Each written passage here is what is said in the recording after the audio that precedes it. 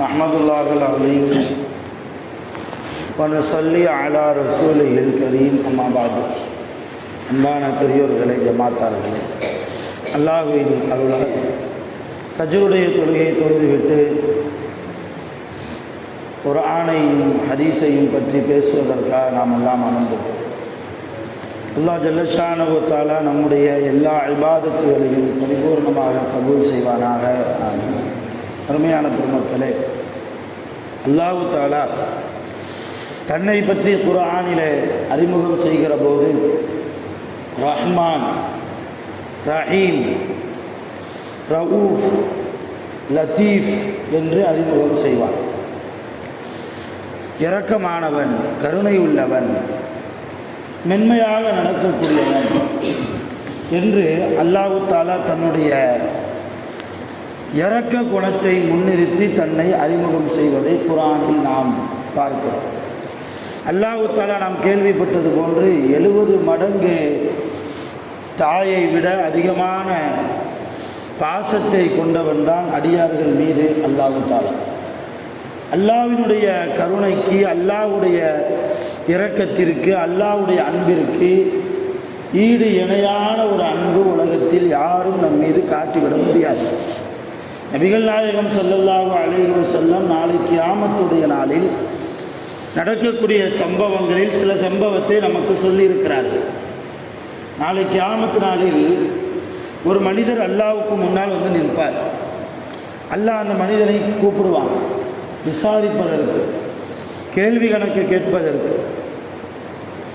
அந்த அடியானோடு அல்லாஹ் விசாரிக்கிற போது மற்ற மனிதர்கள் பார்க்காத வகையில் அல்லாஹ் சில திரைகளை போட்டு மூடிவிடுவான். எந்த மனிதனை அல்லாஹ் விசாரணைக்கு அழைத்தானோ அந்த மனிதனோடு அல்லாஹ் என்ன பேசுகிறான், எதை விசாரிக்கிறான், எதை கேட்கிறான் என்பது மற்ற மனிதர்களுக்கு தெரியாத வகையில் அல்லாஹ் குறுக்கே ஒரு திரை போட்டு விசாரிக்க ஆரம்பிப்பான். என்ன செய்வானாம்? ஒரு ஏட்டை தூக்கி போடுவானாம் அந்த அடியானை பார்த்து. இந்த அடியான் குனிந்து எடுத்து பார்ப்பார். இதை படித்துப்பார் என்பான் அல்லாஹ். அவன் எல்லாவற்றையும் படிப்பான். இதில் இருப்பது எல்லாம் உண்மைதானே என்று அல்லாஹ் கேட்பான். அந்த அடியான் உண்மைதான் ரப்பே ஒப்புக்கொள்வார். அதற்கு பின்னாலும் அல்லாஹ் அவன் உலகத்தில் வாழ்கிற போது செய்த ஒவ்வொரு பாவத்தையும் சொல்லி சொல்லி காண்பிப்பான் அல்லாஹ். இந்த இடத்தில் நீ பொய் பேசினாயா? கேள்வியாக கேட்பான். ஆம் என்று ஒப்புக்கொள்வார். இந்த இடத்தில் விபச்சாரம் செய்தாயா? ஆம் என்று ஒப்புக்கொள்வார்.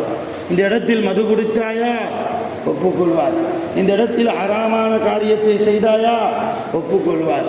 தொழுகை நடந்தபோது வீட்டில் உறங்கி கொண்டிருந்தாயா? ஒப்புக்கொள்வார். தொழுகை நடக்கிற போது வீதிகளிலும் பஜார்களிலும் கடை வீதிகளிலும் அலைந்து கொண்டிருந்தாயா? இப்படி ஒவ்வொரு விஷயத்தையும், ஒவ்வொரு பாவத்தையும் அல்லாஹ் அடுக்கடுக்காக ஒன்று கூட விடாமல். ஒரு மனிதர் 60 ஆண்டு காலம் வாழ்ந்திருக்காருன்னா விவரம் தெரிந்த நாளில் இருந்து மௌத்தாகிற வரைக்கும் என்னென்ன பாவம் செஞ்சாலும் எல்லாத்தையும் அல்லாஹ் சொல்லி காமிப்பான். எல்லாத்தையும் அவர் எல்லாத்தையும் ஒத்துக்கிடுக்கிற போது அந்த அடியான் நினைப்பாராம், இன்னைக்கு நம்ம கதை முடிஞ்சது. அல்லாஹ் இப்படி நம்மை துருவி நாம் செய்த பிழைகளை, நாம் செய்த பாவங்களை சொல்லி சொல்லி காண்பிக்கிறானே, அவனிடத்தில் பொய் பேச முடியுமா அந்த இடத்துல? ஆக நாம் போகக்கூடிய இடம் கண்டிப்பாக நரகம்தான் என்று அவர் மனசுக்குள்ளேயே நினச்சிக்கிடுவாராம் அந்த அடியார். இந்த அளவு அல்லாஹ் ஒவ்வொரு பாவத்தையும் சொல்லி சொல்லி கேட்குறானே, அப்போ நம்மளை அல்லாஹ் நரகத்துக்கென்று படைத்து விட்டான் போல என்று சொல்லி அவர் மனதிற்குள்ளே நினைக்கிற போது அல்லாஹ் சொல்வானா, என் அடியானே, நீ உலகத்தில் எவ்வளவு பாவம் செய்தால் உன்னை நான் கேவலப்படுத்தினேனா என்று கேட்பான். எவ்வளவு பாவம்! நான் உன்னை படைத்தேன், உனக்கு கண்களை கொடுத்தேன், காதுகளை தந்தேன், பேசுவதற்கு ஆற்றலை கொடுத்தேன், சிந்திப்பதற்கு மூளையை தந்தேன், உடல் ஆரோக்கியத்தை கொடுத்தேன். எவ்வளவு பாவம் செய்தாலும் உனக்கு நான் ரிசுக்கை அள்ளி அள்ளி கொடுத்தேன். அந்த பாவத்தை எல்லாம் நான் உலகத்தில் மற்ற மனிதரிடத்திலே சொல்லி வெளிப்படுத்தி உன்னை நான் கேவலப்படுத்தினேனா? அல்லாஹ் கேட்பா லாஸ்டா. அப்போ அந்த அடியார் சொல்வார், இல்லை ரப்பே, என்னை நீ கேவலமே படுத்தலை, எவ்வளவு கண்ணியத்தோடு உன்னை நான் வாழ வைத்தேன். ஆமாம் ரப்பே, என்னை கண்ணியத்தோடு தான் நீ வாழ வைத்தாய். அப்படியானால் உலகத்திலேயே நான் உன்னை கேவலப்படுத்தலையே, இந்த ஆகிரத்திலா உன்னை நான் கேவலப்படுத்த போகிறேன், இந்த மறுமையிலா உன்னை நான் கேவலப்படுத்த போகிறேன். அதனால் நீ செய்த பாவங்களை எல்லாம் நான் மன்னிக்கிறேன், சோனத்திற்கு போ என்று சொல்வான் என்று நபி ஸல்லல்லாஹு அலைஹி வஸல்லம் தங்களுடைய ஹதீஸிலே குறிப்பிடுகிறார்.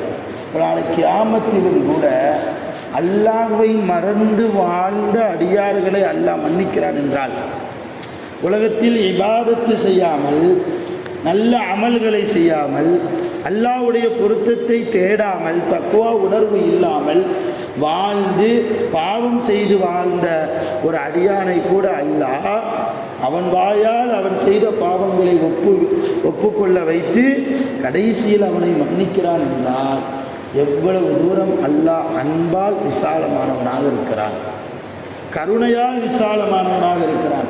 உலகத்தில் அன்பை அல்லாஹ் நேசிக்கிறான்.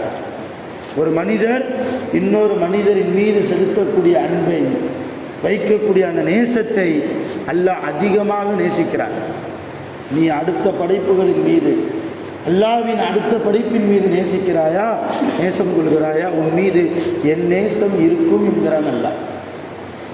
உனக்கு என் நேசத்தினுடைய நசீபு கிடைக்கும். நபி ஸல்லல்லாஹு அலைஹி வஸல்லம் அதனால தான் சொன்னார்கள், யார் பூமியில் வாழக்கூடிய மனிதர்கள் மீது இறக்கப்படவில்லையோ அல்லாஹ் அந்த மனிதரின் மீது இறக்கப்பட மாட்டான். அடுத்த மனிதர்களோடு நீங்கள் பகைமை பாராட்ட வேண்டாம், இரக்கத்தோடு அன்போடு பாசத்தோடு நீங்கள் நடந்து கொள்ளுங்கள். ஒருவருடைய குறையை நாம் வெளிப்படுத்துவதற்கு அனுமதி இல்லை. ஒருவருடைய குறையை இன்னொருவர் வெளிப்படுத்தி பேசுவதற்கு அனுமதி இல்லை. அதனால தான் அல்லாஹ்வே பாவம் செய்த அந்த அடியானை கியாமத் நாளில் அவனுடைய குறையை அவன் செய்த பாவத்தை அடுத்த மக்கள் மீது வெளிப்படுத்தாமல் அல்லாஹ் இருக்கிறான் என்றால் இந்த அல்லாஹ்வுடைய உயர்ந்த பண்பை நாமும் கடைபிடிக்க வேண்டும். அருமையான பெருமக்களே, அல்லாஹ் தஆலா எவ்வளவு மாண்பாளன், எவ்வளவு உயர்ந்த மாண்பாளன். குர்ஆன்ல அல்லாஹ் சொல்றான், அனிஷ்குர்லி, எனக்கு நன்றி செலுத்துங்கள்.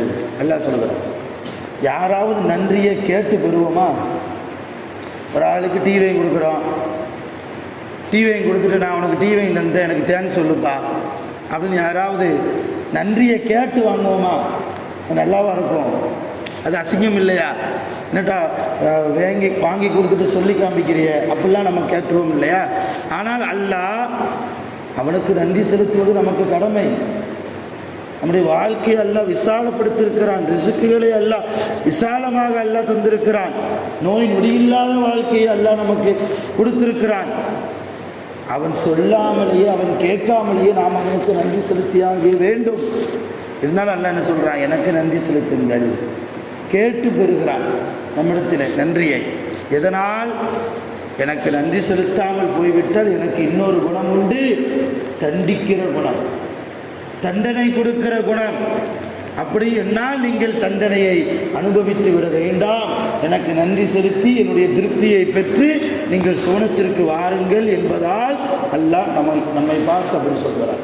எனக்கு நன்றி செலுத்துங்கள், தொழுகையை தொழுது கொள்ளுங்கள், ஜக்காத்தை முறையாக ஏழை எளியவர்களுக்கு கொடுத்து வாருங்கள், பெற்றோர்களை பேணி நடந்து கொள்ளுங்கள், உறவுகளை பேணி நடந்து கொள்ளுங்கள், இரக்கமாக நடந்து கொள்ளுங்கள், மன்னித்து வாழ்ந்து கொள்ளுங்கள்.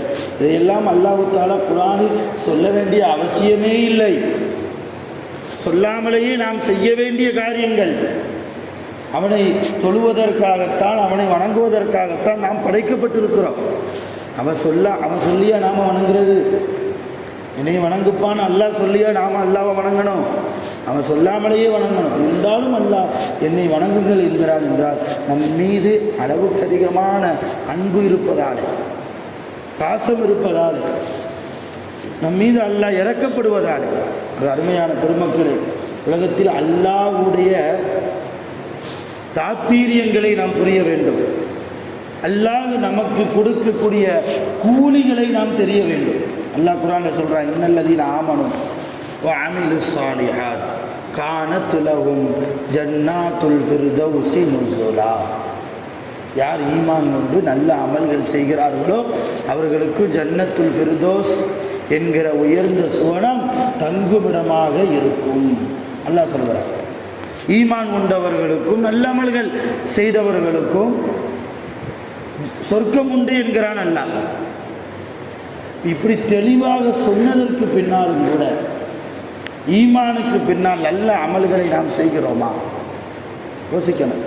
ஏன் நல்ல அமல்களை செய்வதற்கு மூமின்களுக்கு நாட்டமில்லை, மனமில்லை என்றால் அல்லாஹ்வுடைய கூலியை பற்றி தெரியாமல் இருப்பதாலே, அல்லாஹ்வுடைய கூலியை பற்றி நாம் விளங்காமல் இருப்பதாலே, இன்னும் சொல்ல போனால் அல்லாஹ்வை பற்றியே நாம் தெரியாமல் இருப்பதாலே நாம் இபாதத்து விஷயத்தில் ரொம்பவும் பொடுபோக்காக, அசால்ட்டாக, கிடைக்கிற நேரத்தில் தொழக்கூடிய தொழுகையாளிகளாக நாம் இருக்கிறோம்.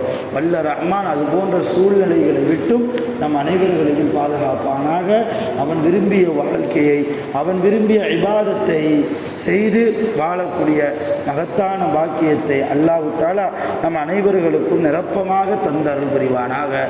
நோய் நொடியில்லாத வாழ்க்கையை வாழ்வதற்கு அல்லாஹ் அருள் செய்வானாக. وآخر دعوانا الحمد لله رب العالمين.